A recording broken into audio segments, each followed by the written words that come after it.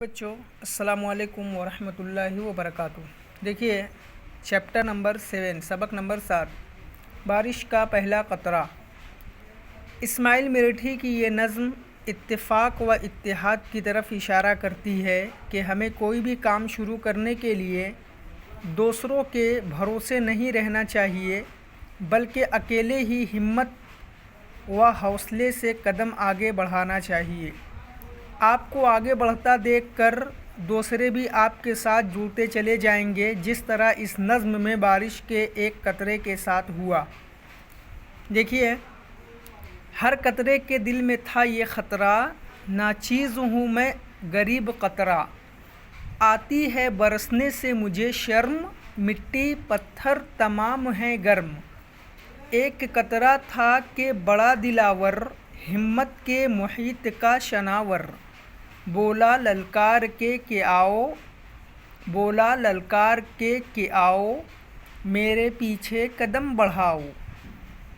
مل کر کرو گے جو جانفشانی، میدان پر پھیر دو گے پانی۔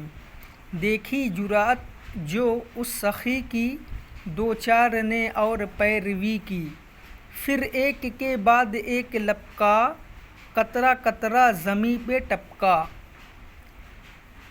آخر قطروں کا بندھ گیا تار، بارش ہونے لگی موسلا دھار۔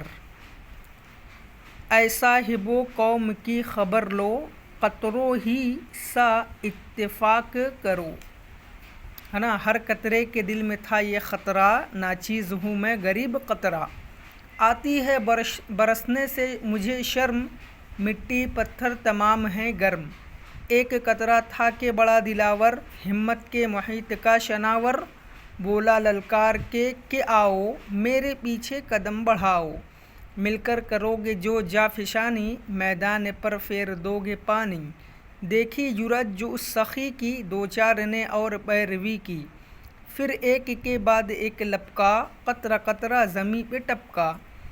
آخر قطروں کا بندھ گیا تار، بارش ہونے لگی موسلا دھار۔